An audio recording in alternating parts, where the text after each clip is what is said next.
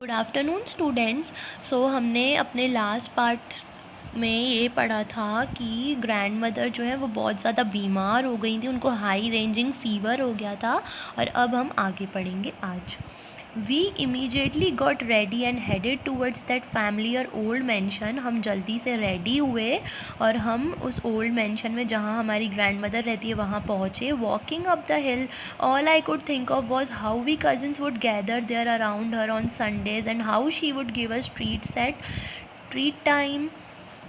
तो मैं जब अब हिल चढ़ते चढ़ते मैं यही सोच रहा था कि कैसे हम सारे के सारे कज़िन्स वहाँ पे गैदर होते थे, सब वहाँ मिलते थे और हम हर संडे को वहाँ जाते थे और वहाँ हमें वो ट्रीट देती थी, हमें बिस्किट्स कुकीज़ देती थी। We hurried up the hill, हम जल्दी जल्दी वहाँ से पास हुए। Passing the bakery where Amma would always buy us kimbula banish.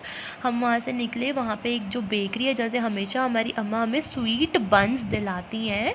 This time Amma didn't stop, पर इस बार अम्मा नहीं रुकी। When we arrived at the house there were quite a few people there already. जब हम वहाँ पहुँचे तो वहाँ हमसे पहले कुछ लोग पहले से ही थे।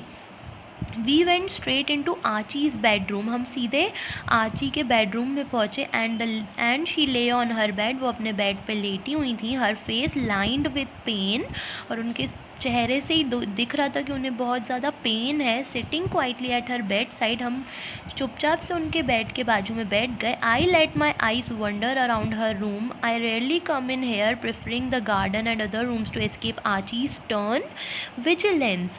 तो मैं आज पहली बार ही ऐसे चुपचाप आके उनके रूम में बैठा था, नहीं तो मैं जब भी उनके घर में आता तो मैं कहीं गार्डन या कहीं और रूम्स में चला जाता था, जैसे वो मुझे देख ना सकें।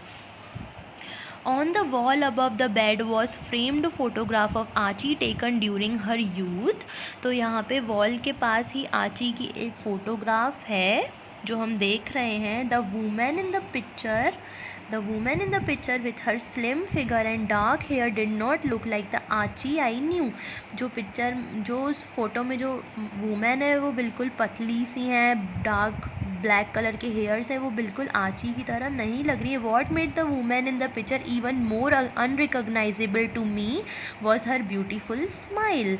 और जो उस पिक्चर में मुझे सबसे चीज़ ऐसी लगी कि वो आची नहीं हो सकती, वो थी उस पिक्चर की वूमेन की beautiful smile. It was rarely that I seen Aachi smile, क्योंकि मैंने बहुत कम देखा है आची को स्माइल करते हुए।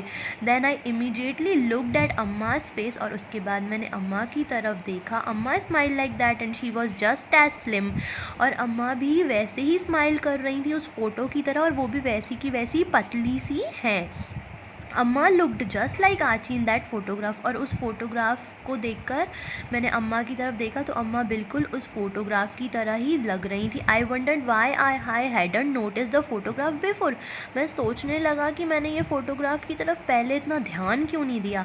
आई looked at Aachi silver hair on the pillow and wondered for the first time, और मैंने फिर आची के सिल्वर बालों की तरफ देखा और मैंने पहली बार ये चीज़ सोची, what it must be like to live in that big old mansion all alone.